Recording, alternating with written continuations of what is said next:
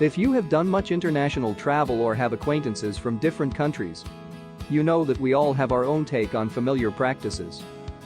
You might reprimand your child for slurping their cereal too loudly, but in Japan, it's considered totally acceptable, even favorable, to slurp up your noodles as a sign that you enjoy them.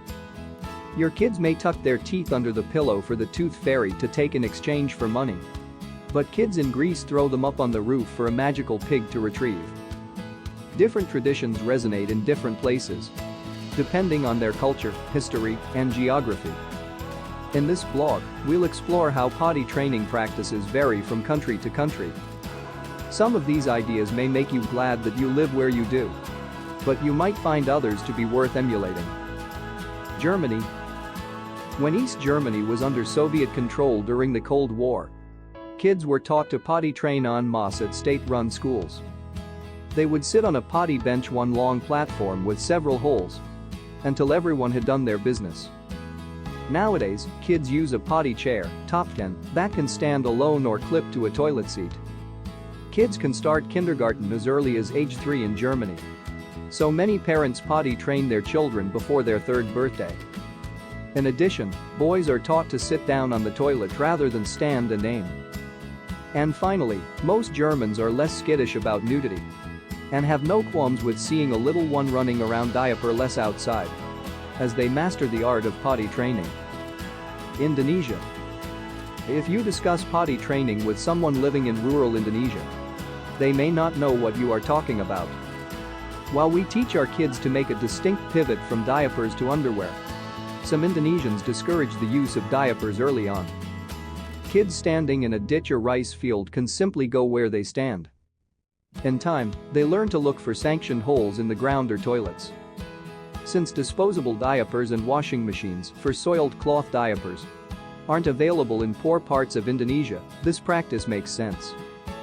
And it tends to get kids potty trained quicker, since they're conscious of what's coming out of their body, instead of just having it be absorbed by diapers.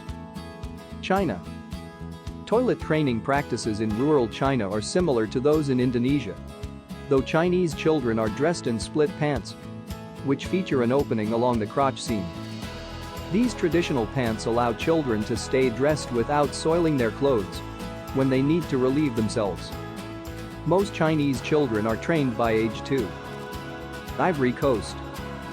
Mothers here begin toilet training their kids a few days after birth, administering enemas twice daily to keep kids from pooping at inopportune times. Why? In a country where disposable diapers are largely unavailable and babies are carried on backs, potty training is a big deal. After all, no one wants a child's fecal matter dripping down their back if they can help it.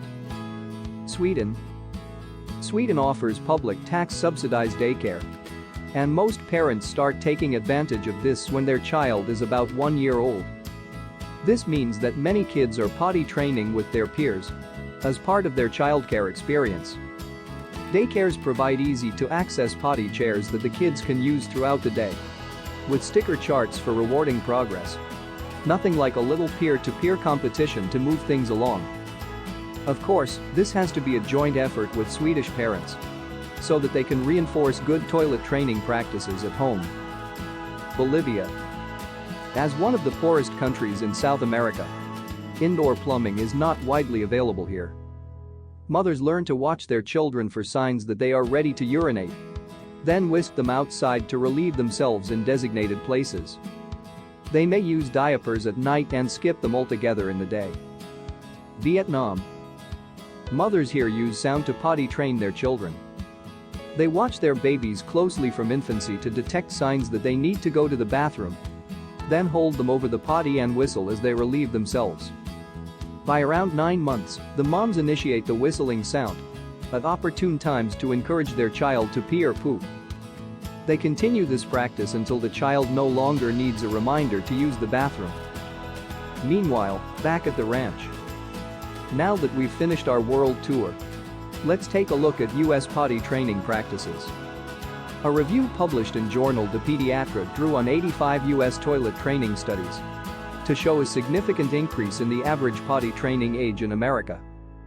In 1947, 60% of kids were toilet trained at 18 months. Today, the average toilet training age is roughly 36 months. In general, doctors say not to rush it because every child's physiological and cognitive development is different. And thankfully, we have some great resources to help the process along. These include fancy potty chairs that can clip onto the toilet or ride along in the car for potty training on the go. For nighttime training, there are sophisticated bedwetting alarms, as well as products like Peejamas. These comfy pajamas serve as eco-friendly alternatives to diapers, absorbing moisture to eliminate mess, but still leaving a wet sensation so kids can wake up and go potty.